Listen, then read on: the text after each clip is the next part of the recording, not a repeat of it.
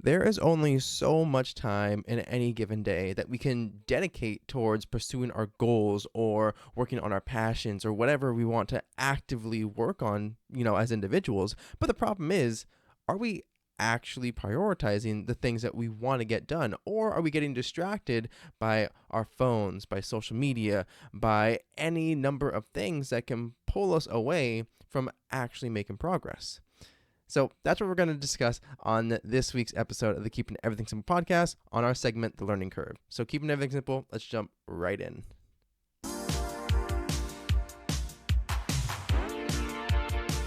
Welcome back to the Keeping Everything Simple podcast. I'm your host and fellow student, Michael Klukas. And on this show, we boil down complicated topics into simple and actionable tips.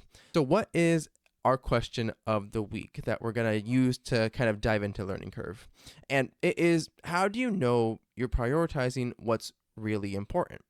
And I've been thinking about this a lot just because with the current trajectory that I'm on for my career and within my marriage right now, it is trying to find a good balance between how am I actively dedicating my time, the limited amount that I do have, to building up things that are meaningful and that I'm intentionally dedicating them to. So how am I properly prioritizing what's important? And you probably have gone through this as well.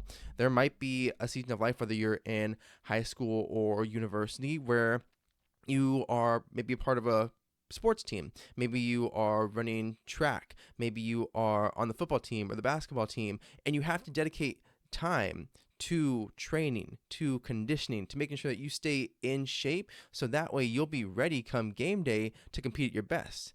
And then at other points, you may have essays you have to write. You may have to dedicate time towards group projects because you have finals or project week coming up, and you need to make sure that you are prepared for that.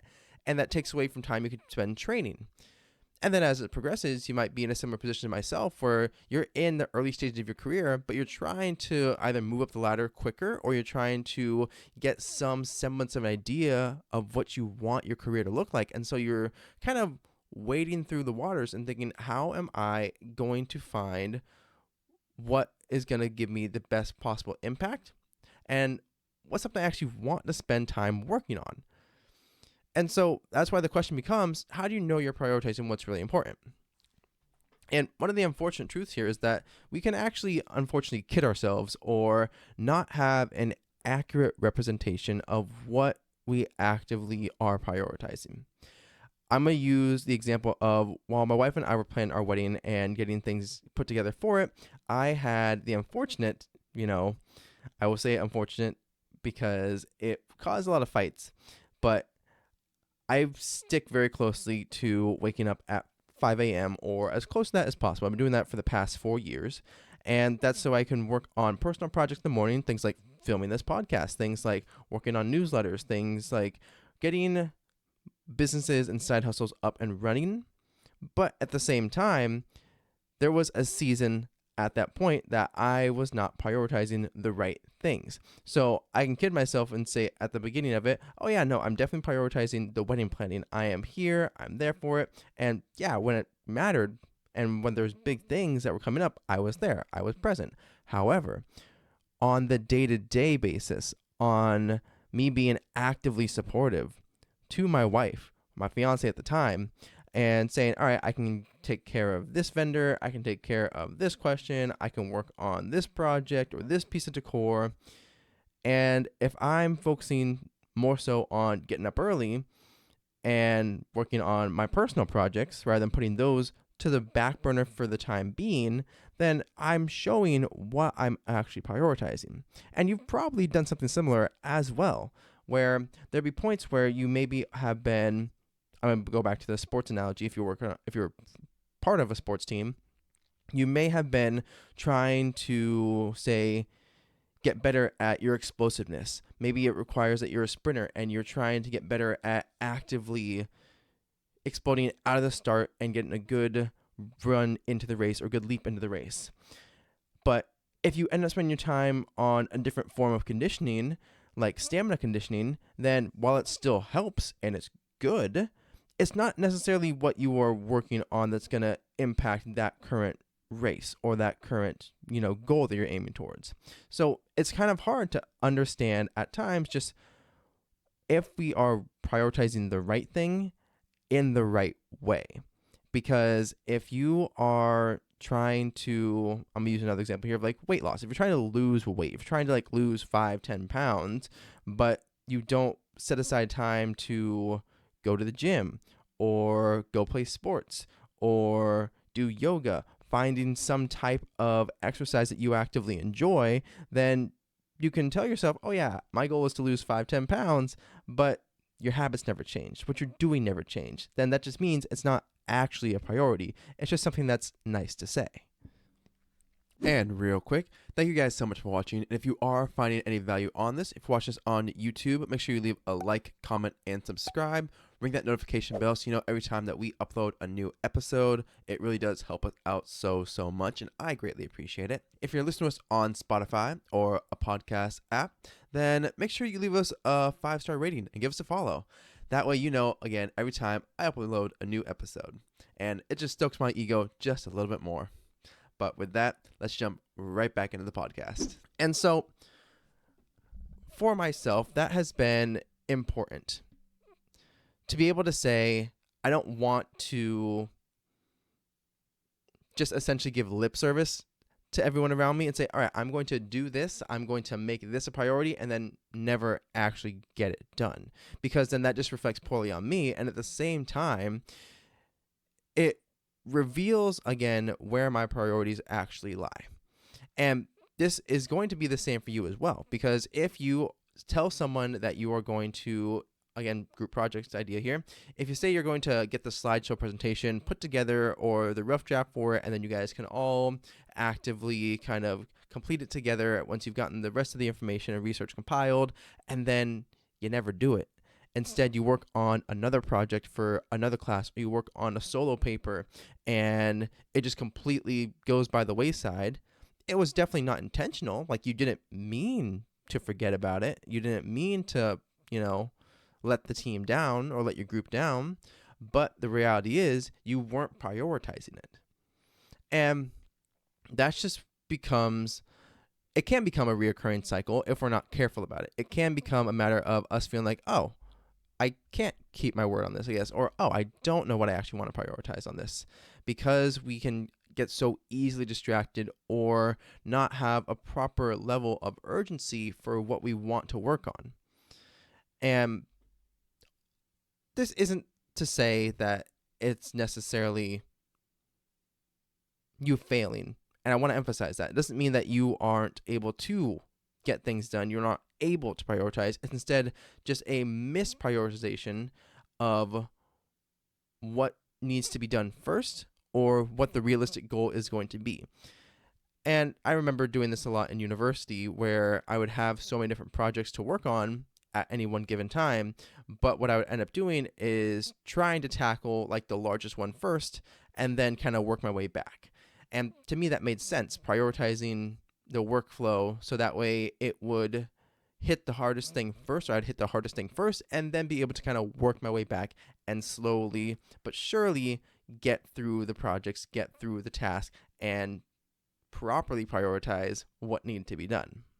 At the same time, I don't want this question of what are you truly prioritizing and how do you know what you're prioritizing is truly important, because for the most part, if it's something that we're working on, we're probably going to think it's important. You're probably going to think it is the most important thing at that point in time. But it's usually that little voice in the back of our head that says, hey, should we really be working on this right now? Where you might have competing goals. You might have different things that you really want to get done and really want to work on. But if you, again, don't make time for them, you don't set aside a good chunk of your day or free time to actively dedicate your focus towards them, then it is going to be hard for yourself even to really build that habit and build that self-trust and self-confidence. Say, okay, I can prioritize this. I want to prioritize this. Real quick, if you are enjoying this episode, then you might also enjoy our weekly newsletter, the Keeping Everything Simple newsletter. Yes, there is a very obvious naming scheme going on here, But that's besides the point. If you want to get an inside look into how some of the lessons and stories I talk about play out in my life, then the weekly newsletter would be a great way to dive deeper into that, as well as getting resources and recommendations for books, articles, other YouTube videos that will give you greater insight into some of these complicated topics and how we're going to be able to boil them down more and more together. Subscribe down below in the link in description to the Keeping Everything Simple newsletter, and I will see you in your inbox. All right, let's get back to the podcast. If that's the problem, what are some simplified actions that you guys can take? And I have a couple of them that will probably get you started on the right path for reprioritizing the things in your life, and also making sure that you aren't letting yourself say anything or letting yourself fall victim to lip service, and instead are actually someone who keeps their word and is properly able to prioritize with a sense of urgency. So the very first thing is that you should note your habits. As I mentioned earlier, one of the biggest problems that I had during the wedding planning was trying so hard to stick to waking up at 5 a.m. and dedicating time towards my side projects rather than dedicating time towards wedding planning and actually being more involved, more present, and more intentional about helping out my wife. So you're going to want to track your habits. And that just means noting which things you actively really do set aside time for. If you really like playing video games after you get home from work, that's fine. That is perfectly okay. You just have to be aware of what that actively does for your evening, what that takes away from evening, as well as what you gain from doing so. Maybe you gain a little bit of mental energy back. Maybe you're recharging and you're feeling better in the later evening because you took time to decompress by playing a video game. And that's great. There's nothing wrong with that. But you have to note that if that's your habit, then what goal do you have that you need to still make progress on that is going to have to be done a little bit later because it's not being prioritized in the same way? And maybe you decide to habit stack where like you know that you want to play video games, but at the same time you know that, again, used a weight loss goal, you know you want to lose 5 to 10 pounds. So what you'll end up doing might be noting, okay, I play video games and I want to make sure that I'm still setting aside time to work out. So I will do a 20-minute HIIT workout on YouTube before I sit down to play my video games. So that way you have gotten your workout out of the way. You're still making progress towards that goal. You prioritize that. And then you've stacked it into, okay, now I get to play my video games because I did the goal, or I did the work to reach my other goal, and now I can fall back into this habit or start this decompression time. So you just want to note the habits that you do have and understand what comes first and what habits you're trying to build. Next, you want to also track time spent. When we're thinking about this one, it is a little overwhelming, or it can feel a little overwhelming if you are really tracking every single minute of your day. So I don't recommend doing that. What I do recommend instead is having a good idea of what your time block calendar would look like. So for my personal calendar, I have the reoccurring things that are set aside every single day, from my 9 to 5 job that is in a big block of time throughout my calendar. Then for going to the gym, that is on big blocks of time on the weekends that I have. And then for my deep work sessions, those are blocked off in the mornings. And then I, of course, have some dead space here or there. But I'm able to see what I want my time to be spent on.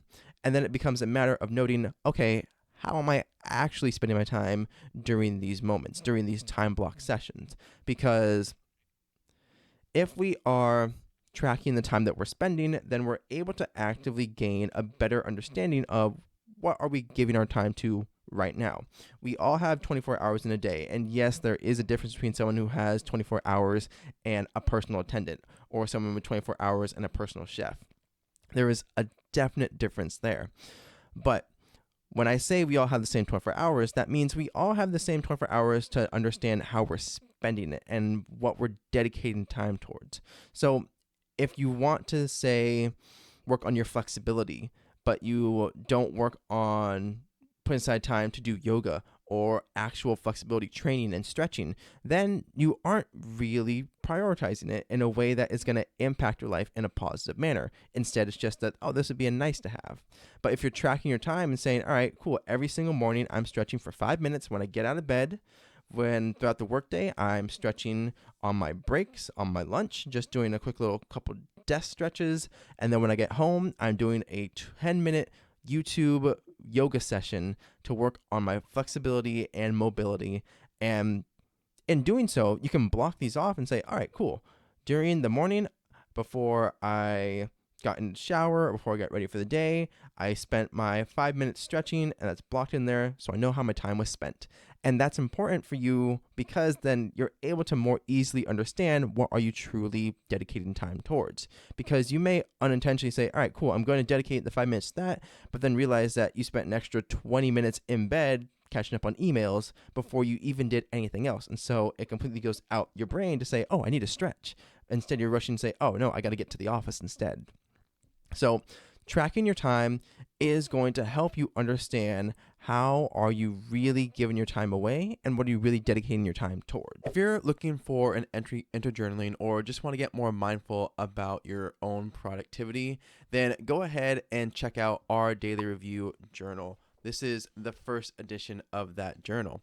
Available now on Amazon. Combining my own kind of journaling prompts throughout the day, it is an easy way to get you into journaling along with easy formatting to follow. So from daily gratitude to a daily review along with goal setting using tomorrow's daily highlight and ending with any notes and miscellaneous reminders that you might have for yourself. It is a fantastic way to, again, start the habit of journaling as well as get more intentional about how you control your own view of life and your day-to-day. So this is just one step in that direction on how I can help you guys do that.